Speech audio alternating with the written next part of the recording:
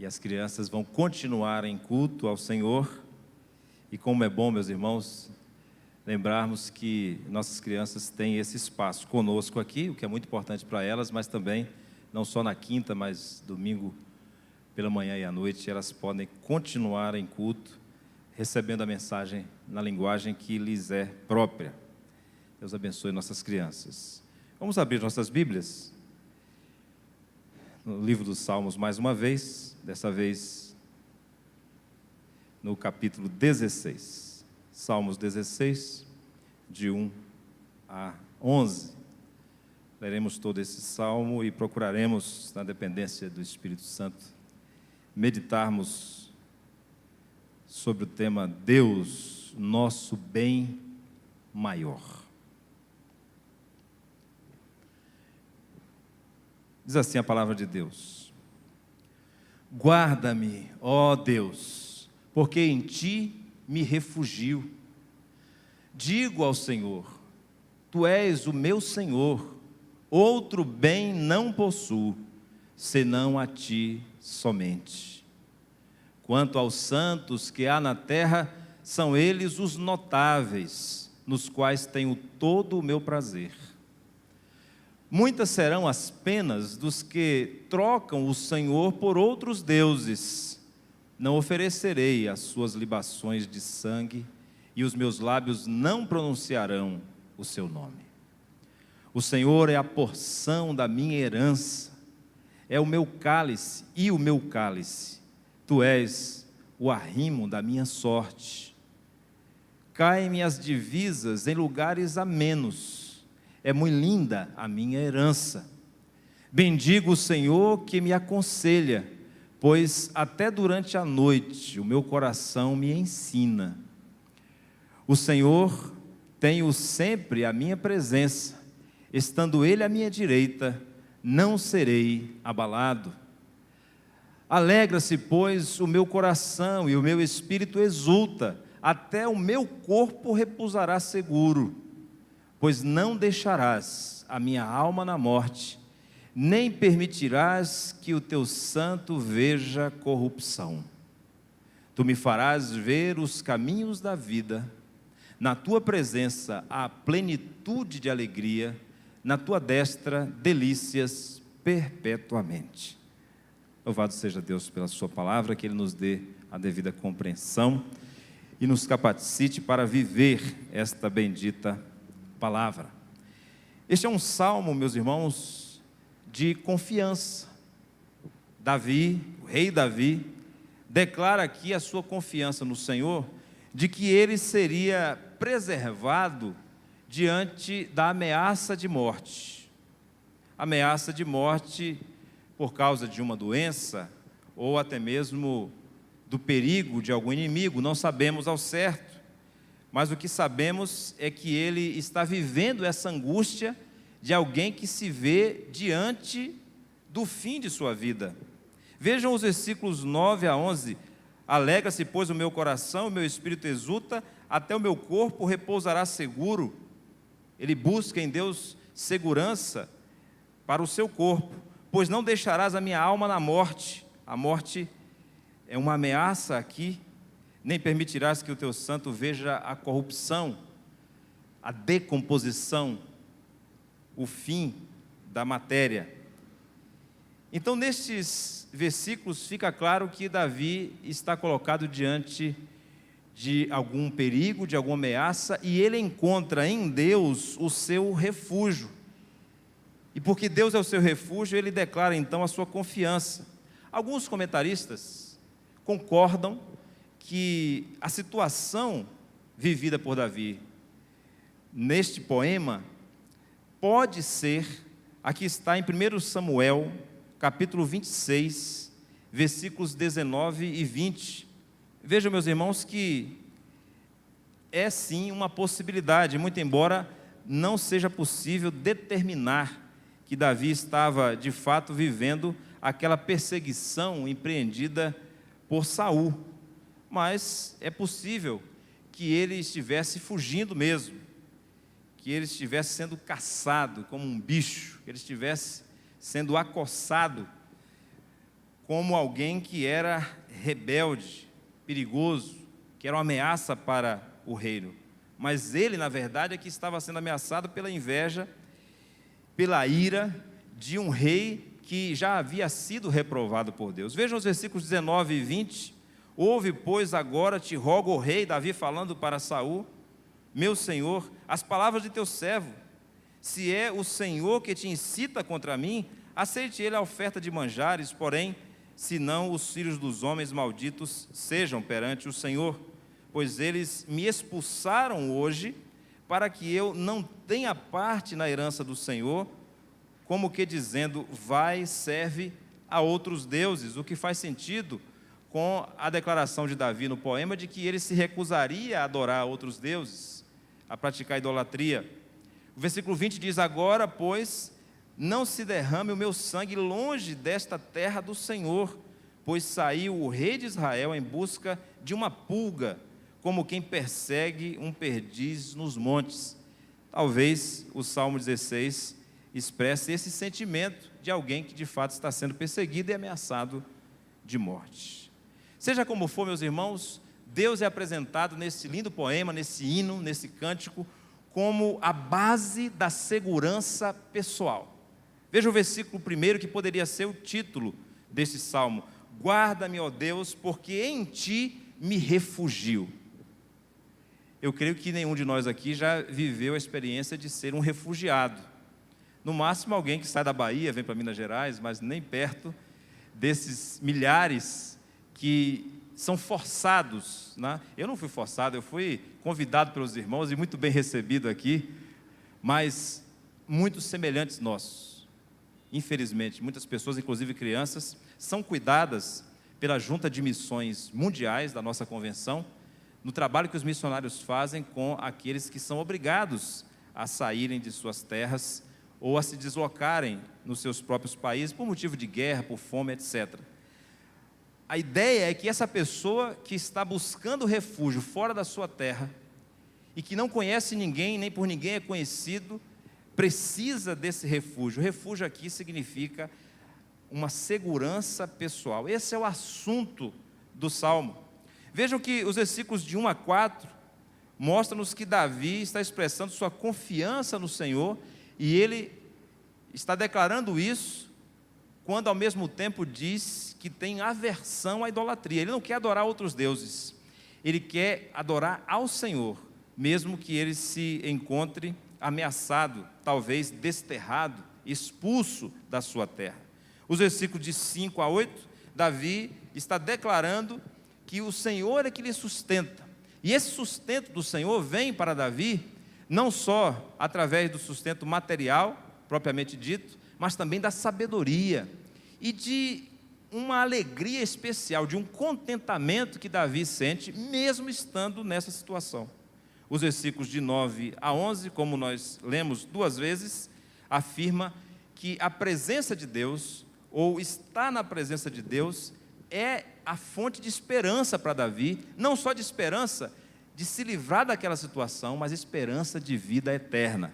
O que aqui é apresentado de uma maneira especial, como depois do Novo Testamento, especialmente Pedro e Paulo, vão se reportar a partes desse salmo, fazendo referência à ressurreição de Jesus. Davi tem esperança de ressurreição, aqui ainda não tão nítida, mas depois, ao longo da revelação bíblica, vai se concretizando mais e mais. Então, meus irmãos, quando nós lemos esse salmo e meditamos sobre a experiência que Davi viveu, aquilo que ele expressou nesta linda poesia, nós entendemos que há uma chave, há uma parte desse salmo que nos ajuda a entender como Davi pôde fazer de Deus o seu refúgio. O que tomou a consciência de Davi, o seu coração, para que ele pudesse então declarar que Deus era o seu refúgio.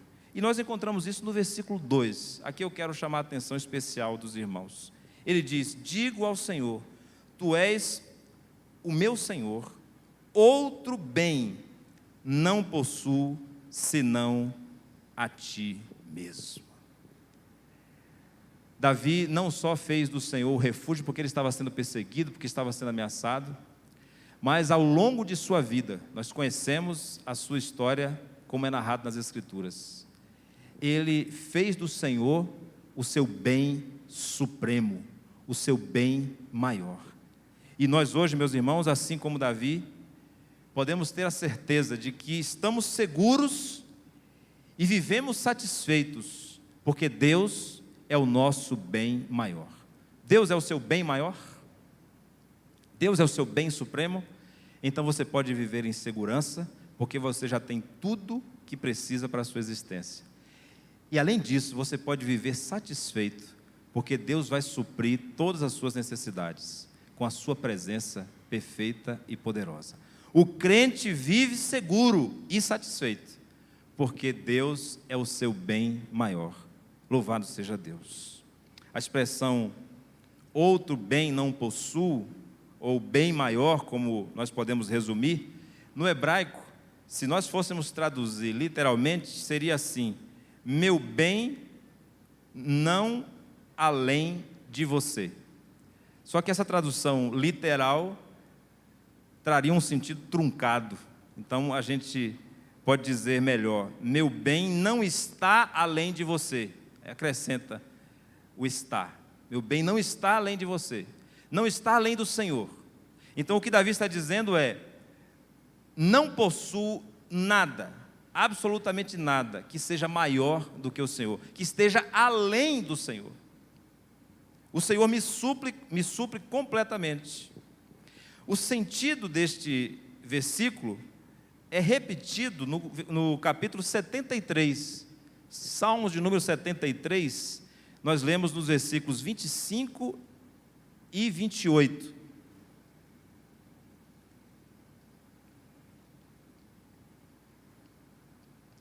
O 25 diz: quem mais tenho eu no céu? Não há outro em quem eu me compraza na terra. E o 28 diz: quanto a mim, bom é estar junto a Deus. No Senhor Deus ponho o meu refúgio, para proclamar todos os seus feitos. Vejam, o Salmo 16 começa falando de refúgio, nos comunicando o contexto de alguém que está buscando um abrigo, uma proteção, mas não é só proteção. O sentido é mais profundo, é o sentido de comunhão com Deus, é um relacionamento com Deus que é capaz de suprir toda a nossa expectativa, suprir a nossa alma. Um comentarista chamado Robertson Smith disse que o sentido que Davi quis comunicar aqui é o seguinte: Deus não é apenas a fonte de todo o seu bem, o bem de Davi, mas tudo o que ele reconhece como um verdadeiro bem. Deus realmente contém dentro de si mesmo. Então, não é que Davi está fazendo uma barganha, está trocando, está comparando Deus com os seus tesouros, com os seus palácios, com os seus exércitos. E ele foi um rei majestoso. Não é que Deus é maior do que tudo isso. Claro que Deus é maior do que as riquezas, do que o poder político e militar de Davi. O que ele quer comunicar, além disso, é que Davi está reconhecendo que ele é o verdadeiro bem, ele é a fonte da satisfação. Os seus bens, então, são relativos. Deus é um bem absoluto. Foi nesse sentido que a teologia cristã, ao longo da história, usou uma expressão no latim chamada summum bonum, que significa sumo bem, o bem supremo, o bem maior que o ser humano deve buscar. Então, os cristãos entenderam ao longo da história que precisam determinar, que precisam definir, que precisam estabelecer muito claramente em sua vida qual é o objetivo. E aí a gente chega até a ser redundante e dizer o objetivo final. Qual é o objetivo máximo da vida? Onde está concentrado toda a qualidade toda a riqueza, tudo que é mais precioso para mim, para você. É assim que o cristianismo tem entendido a comunhão com Deus. A comunhão com Deus é a nossa maior riqueza. A comunhão com Deus é a nossa maior fortuna. A comunhão com Deus é tudo de que nós precisamos. Já usamos aqui hoje também a expressão do Salmo 23. O Senhor é meu pastor e nada me faltará, de nada terei falta, porque não faltará, Elson, o Senhor. E se o Senhor não faltará, o Senhor suprirá a falta de qualquer outro bem, de qualquer outra necessidade. O Senhor é meu pastor, o Senhor não faltará, como alguns propõem ser a tradução para esse versículo tão precioso para nós. O Senhor é meu pastor, o Senhor não faltará. E se Ele não faltará, nós não sentiremos falta de nada. É assim, meus irmãos? Deveria. Mas nós temos uma queda, nós temos uma tendência para a escassez, para a falta, para a carência. E é impressionante como muitas vezes nós estamos nos portando diante de Deus como alguém que pede, que sempre precisa de mais, como se estivesse consumindo. Aliás, a nossa espiritualidade tem reproduzido muito o que é uma das marcas da nossa sociedade, o consumo. Então nós queremos consumir, inclusive, as bênçãos que Deus supostamente oferece dentro desse mercado religioso. É por isso que eu já disse aqui que nós somos muito pidões. Que exercício tão importante, irmão Djalma, quando a gente está num culto, lá com o irmão João Batista, e aí um irmão ou outro que nós sabemos que tem necessidades, que passa por privações, responde assim, irmão João: irmão, tem algum pedido hoje? Não, hoje eu só quero agradecer ao Senhor. Não é assim? Hoje eu só quero agradecer ao Senhor. Aí começa a declinar as bênçãos.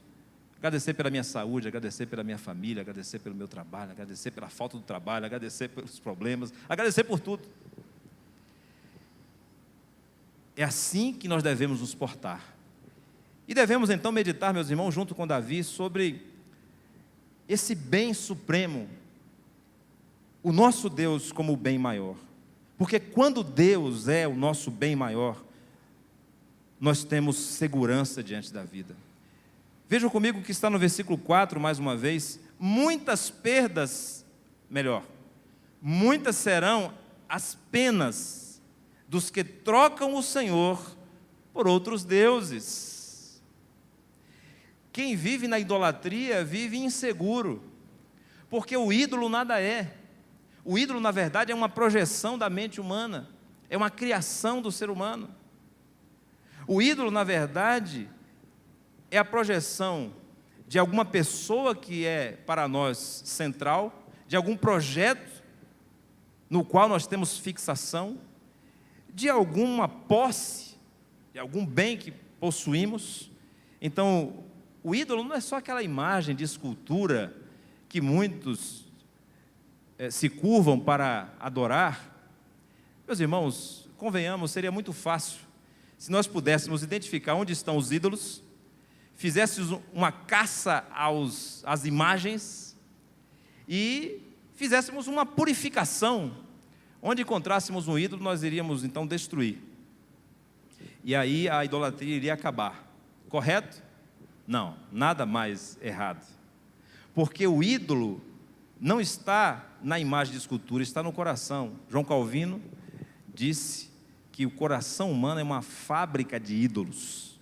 Nós temos uma tendência a idolatrar pessoas, idolatrar projetos, idolatrar posses. Davi aqui está se referindo, de fato, aos deuses que eram idolatrados. Não adorados, porque a adoração é exclusiva ao verdadeiro Deus. Eram idolatrados. Mas ele está dizendo: ai daqueles que façam desses ídolos, desses deuses, a sua segurança pessoal. Meus irmãos, convém, inclusive, aproveitar a oportunidade, nesse momento político que estamos vivendo, político eleitoral, nós devemos exercer o nosso direito ao voto com consciência, com liberdade, como esta igreja preserva de cada um de seus membros e de quem ela possa alcançar. Cada um deve, em oração, escolher o seu candidato. Mas, meus irmãos, a palavra de Deus nos alerta não só nesse momento, mas hoje, em especial, ela nos diz: ai daqueles que trocam a confiança absoluta no Senhor para depositarem um candidato em um cargo político. Ai daquele que trocar o Senhor por aquele que pretensamente ocuparia o lugar do Senhor. Não devemos, de forma alguma, cometer esse grave erro, porque o Senhor é o nosso bem maior. No Senhor está tudo de que precisamos.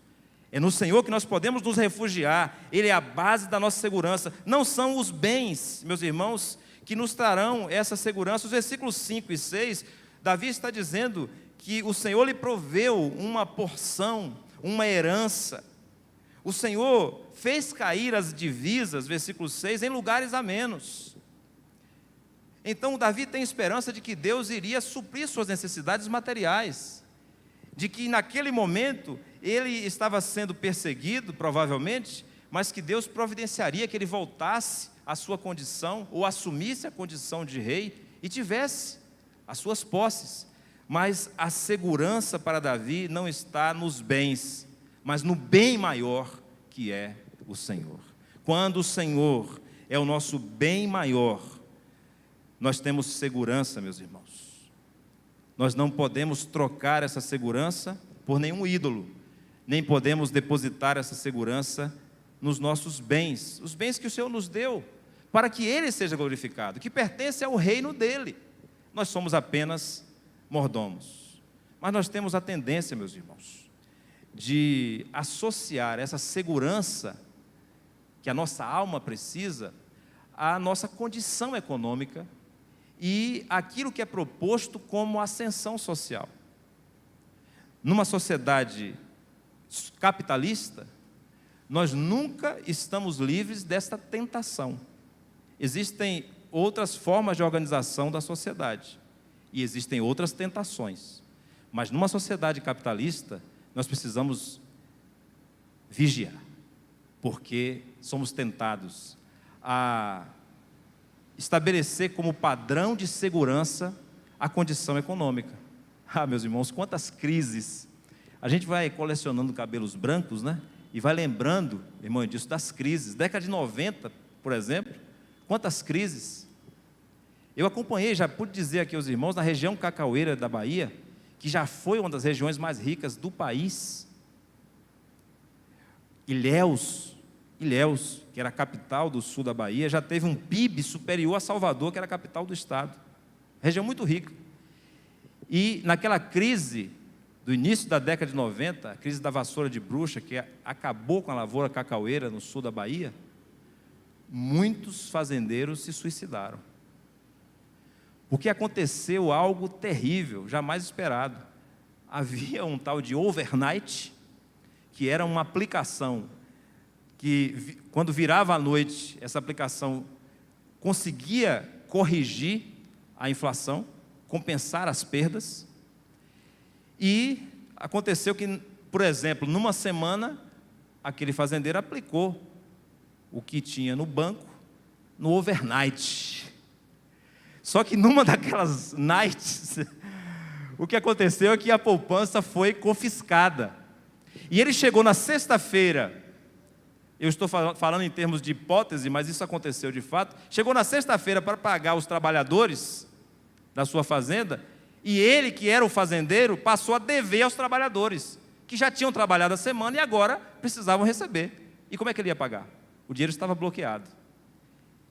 E agora a inflação continuava crescendo, e aquele dinheiro ia corroer. E muitos, diante desse cenário, tiraram suas próprias vidas. Meus irmãos, não podemos confiar nas riquezas. Se Deus lhe deu posses, se Deus lhe deu bens, se Deus lhe deu recursos, oportunidades, use para a glória de Deus. São de Deus. Minha é a prata, meu é o ouro, diz o Senhor. São de Deus. Mas se Ele lhe deu a responsabilidade de administrar, faça com zelo, para a glória de Deus, mas não ponha nas riquezas, na sua condição econômica, a sua segurança pessoal.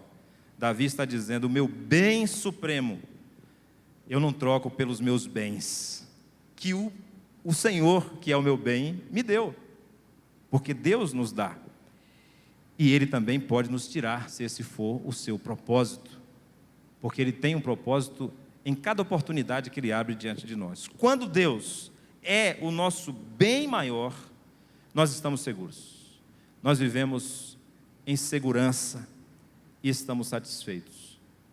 Além disso, quando Deus é nosso bem maior, nós recebemos do Senhor sabedoria, porque precisamos aprender a viver, precisamos de respostas, precisamos da orientação do Senhor.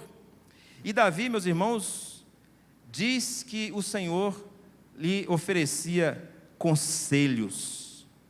Veja o versículo 7: bendigo o Senhor que me aconselha, pois durante a noite o meu coração me ensina. Isso é maravilhoso, porque durante o dia nós estamos diante dos desafios da vida, porque nós temos questões que nos são apresentadas e diante das quais nós trememos. E aí, quando nós vamos deitar a cabeça no travesseiro, aquelas questões voltam.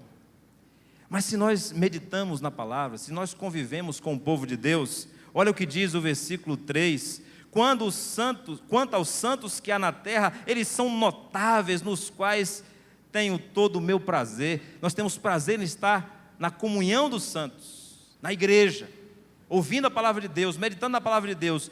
Quando nós vamos nos deitar, durante a noite, o Senhor faz com que aquilo que nós aprendemos ganhe significado, e às vezes nós dormimos sem a resposta, mas quando acordamos, o Espírito Santo nos diz o que fazer, e nós precisamos depender do Senhor para a sabedoria. É como diz Tiago: quem tem falta de sabedoria, peça a Deus, e Ele dá liberalmente. Nós precisamos depender do Senhor para vivermos uma vida sábia, uma vida satisfeita.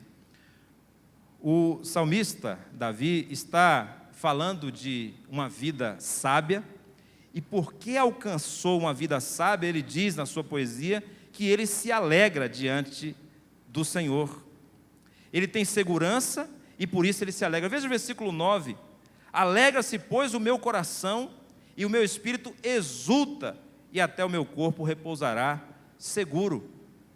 Nós enfrentamos os desafios da vida, temos falta de sabedoria, e o Senhor nos supre, nos ensina, e quando nós experimentamos a presença de Deus e nos sentimos supridos, o reflexo natural, a resposta natural é a alegria, a exultação na presença do Senhor. E é por isso que Deus vai se constituindo na prática, de fato, o nosso bem maior.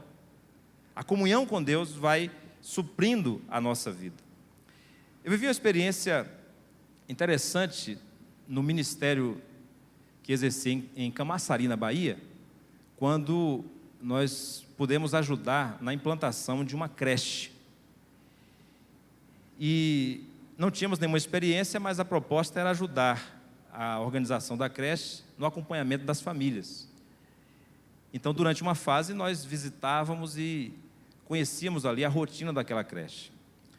A irmã, mãe de um amigo meu, querido amigo meu, pastor da Assembleia de Deus, na Bahia, já falecida, ela entrou nesse projeto sem ter uma preparação. E ela conta, isso eu não vi, mas eu ouvi ela narrar, que nos primeiros momentos em que ela oferecia a comida para os meninos, as crianças que chegavam ali, e eram muitos, daquela comunidade carente, eles começavam a comer, e comiam com tanta voracidade, que passavam mal. E ela dizia: mas como é que eu vou fazer? Ela não tinha nenhuma técnica, não tinha aprendido como fazer, mas ela conta que o Espírito Santo deu a ela uma sabedoria aplicada àquela situação. Ela disse assim, que entendeu que se ela colocasse um pouco e dissesse para aquela criança que depois daria mais, ela se controlaria. E de fato isso aconteceu. Ela começou a servir dizendo assim: daqui a pouco veio o mais, o mais. Foi assim que ela explicou. Daqui a pouco veio o mais. Aí as crianças começaram a entender que vinha depois o acréscimo. E elas começaram a se acalmar, comer mais devagar. E depois ela fazia a reposição e eles comiam de novo. Alguns comiam pela terceira vez, mas outros comiam a primeira vez, na segunda vez já estavam satisfeitos. E eu lembro dessa história, meus irmãos, para não esquecer que a minha alma tem uma carência que só pode ser suprida por Deus. E na minha comunhão com Deus, diariamente, o que Ele está me dizendo é: calma que tem mais. Calma que tem mais. Não precisa trocar a comunhão com Deus pelo consumo. Não precisa ficar abrindo a porta da geladeira tantas vezes, sem saber porquê. Cuidado com a fatura do cartão de crédito. Não é uma viagem que vai resolver o problema da alma. Entende, meus irmãos? São tantas situações que mostram que nós estamos com uma fome de algo que a gente não sabe o que é, mas a palavra de Deus diz, é de Deus. Nós temos uma fome de alegria, de prazer, de satisfação na vida.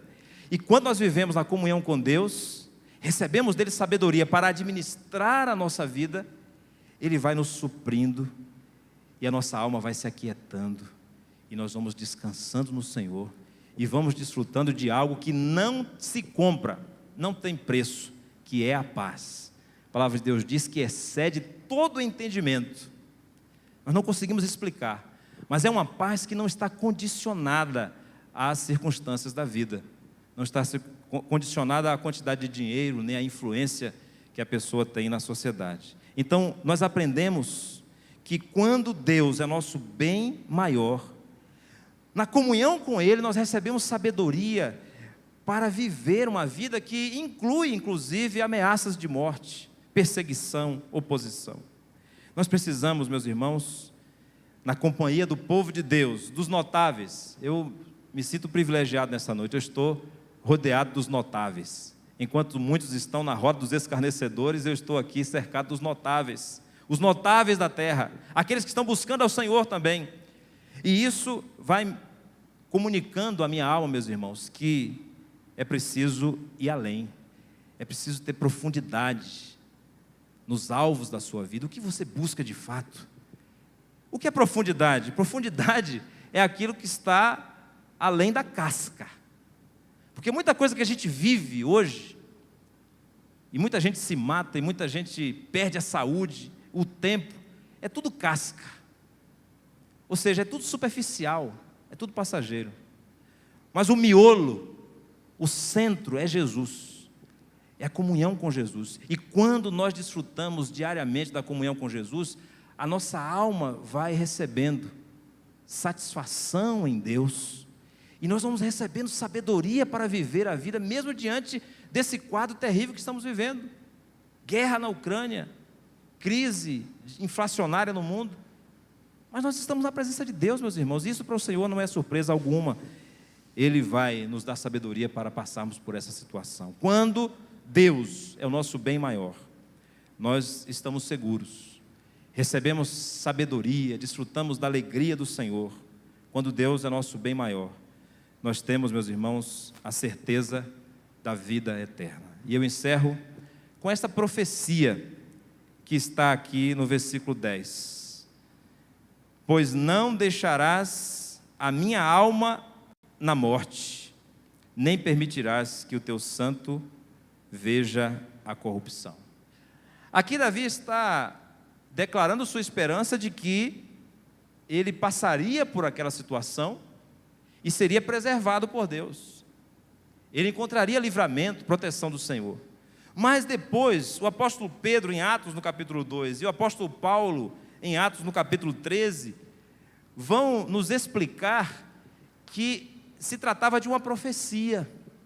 A profecia se cumpriu não na vida de Davi, mas na vida de Jesus. O santo aqui, inclusive nessa tradução que nós usamos aqui na Bíblia do Centenário, está com letra maiúscula, se refere a Jesus. Aquele que não teve o seu corpo decomposto, aquele que teve sua vida preservada, foi ressuscitado pelo Pai.